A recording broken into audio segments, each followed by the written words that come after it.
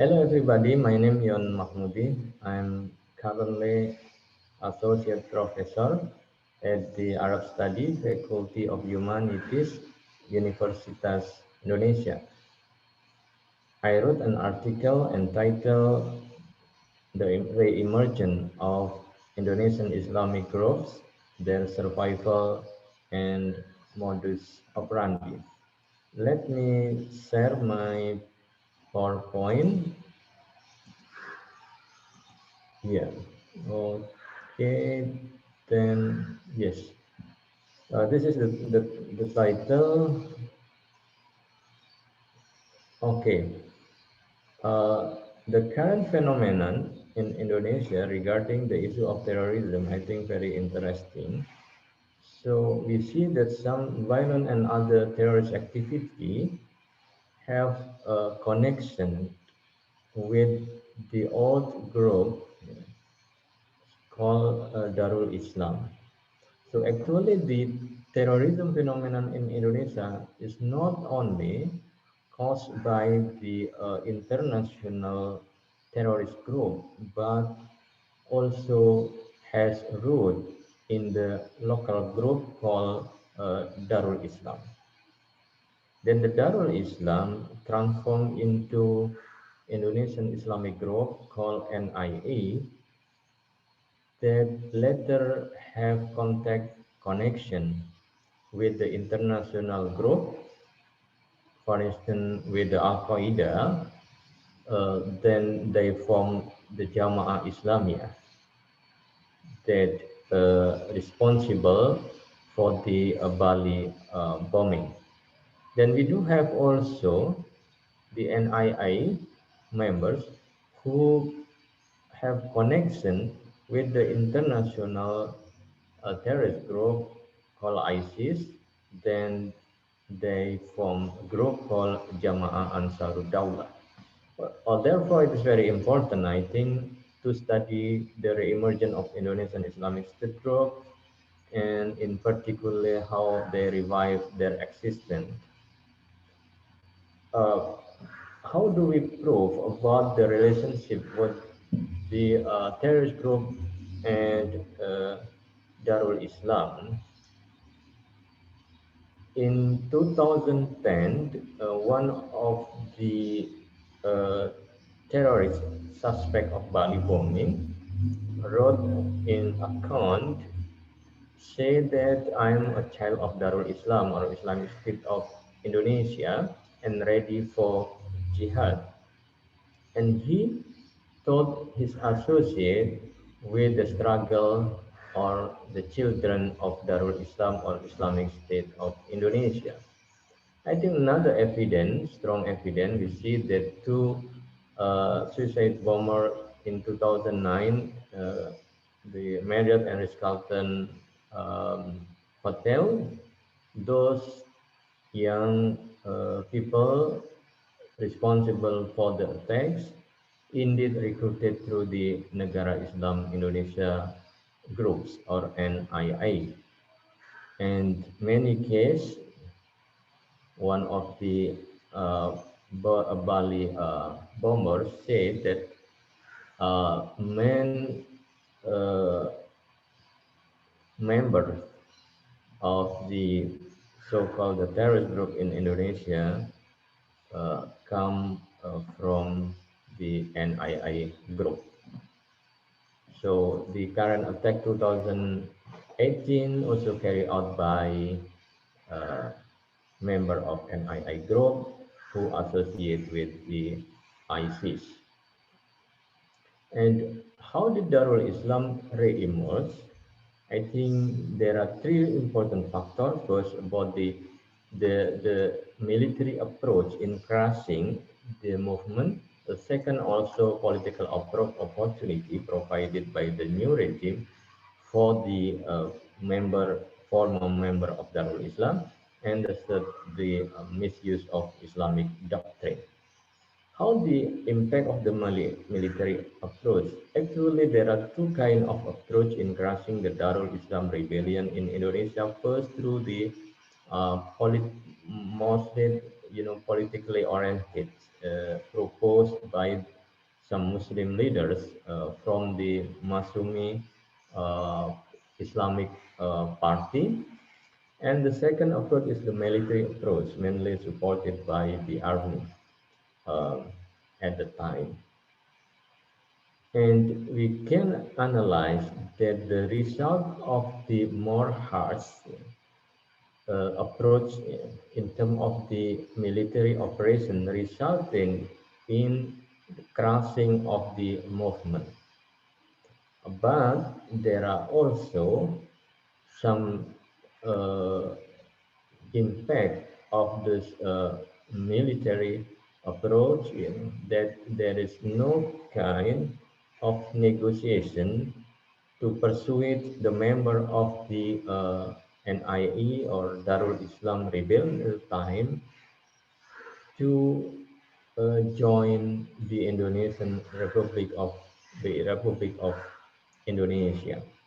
And another issue also we have to consider that after the crushing of the Darul Islam, in fact, the regime at the time, the new regime, used the former member of Darul Islam to support their ruling party.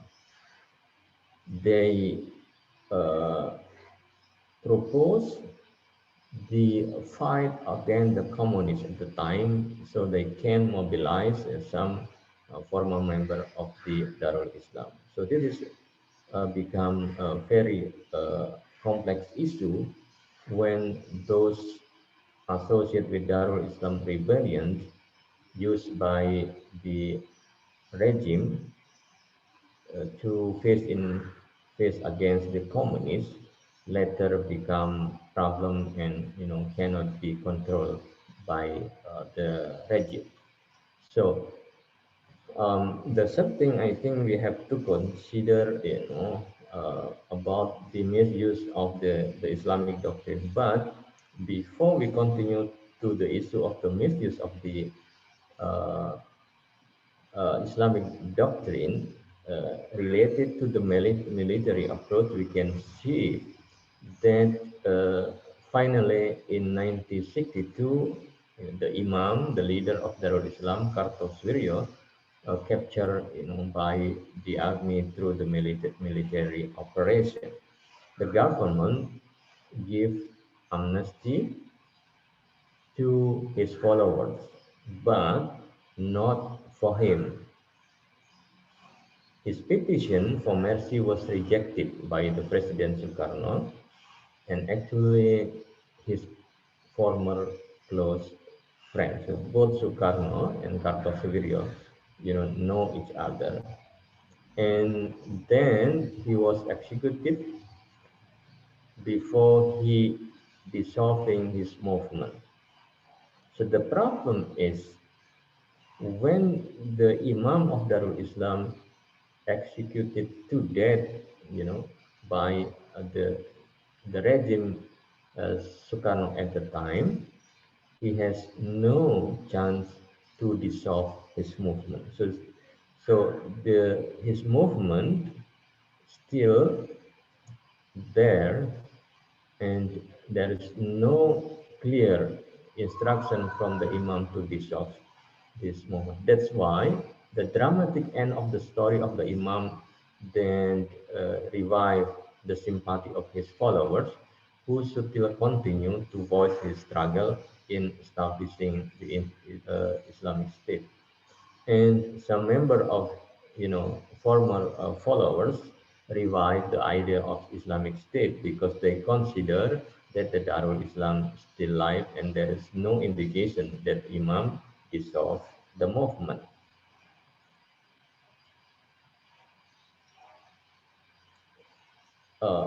How the Islamic doctrine also used by the movement in recruiting uh, the members. There are two important examples of the Islamic doctrine used by so-called NIA. Then they transform into the uh, terrorist group. First, the concept of hijrah. Hijrah, understood as the further NII, moving from the state of Indonesia into the Indonesia Islamic State, declaring the Indonesia Islamic State and leaving in the Republic of Indonesia. Then they become excluding from the mainstream of the Islamic group by taking a new shahada called taslim. So in this state, the member of NII already leave the citizen of Indonesian Republic and move to Indonesia Islamic State. But they do in secret. And in order to be part of the member, accepted as the member, they are obligated to pay what they call as kifarat, sum of money to redeem sin in the past before joining NII. So after they join the NII group, so they are obliged to pay some money in order to redeem their sin in the past. So that's why they are trying to have funding through any kind of activity. So the concept of FAI introduced in order to take the money wealth from non-member even by force. So those are not part of the member can be justified as kufur. So that's why their wealth, their money can be taken by force in order to support the Islamic State establishment. And we will see the further development.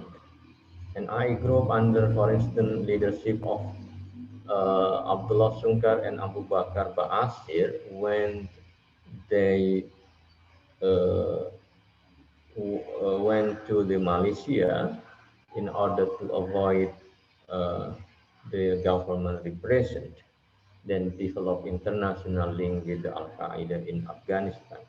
So they sent many Indonesians belong to the NI group to be trained in Afghanistan and establish Jamaah Islamiyah in secret and publicly organize their activity to the Majlis Mujahidin Indonesia.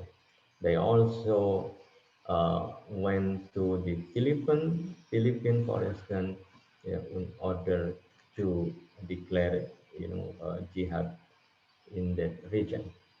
And the young generation of NIE currently have established contact with the ISIS and form Jama'ah Ansarud Daulah.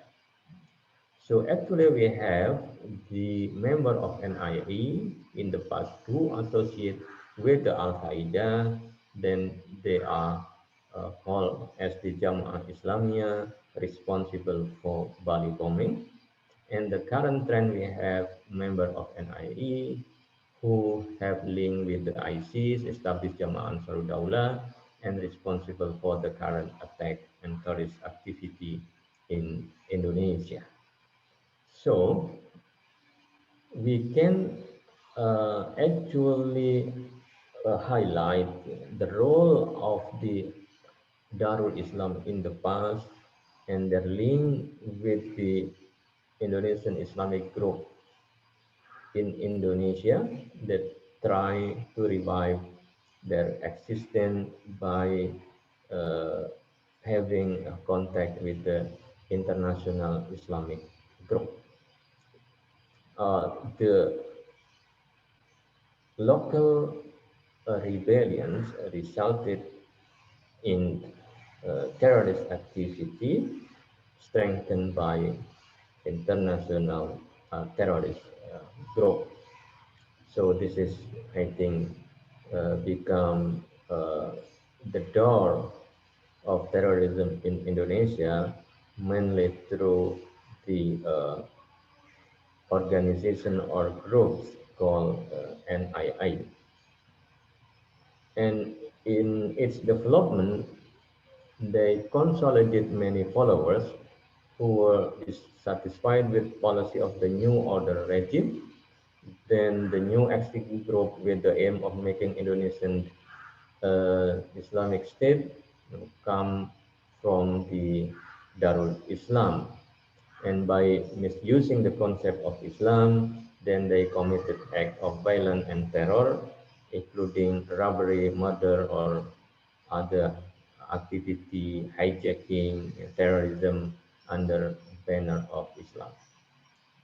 Then how they revive and operate in Indonesia in secret that I call as the modus operandi.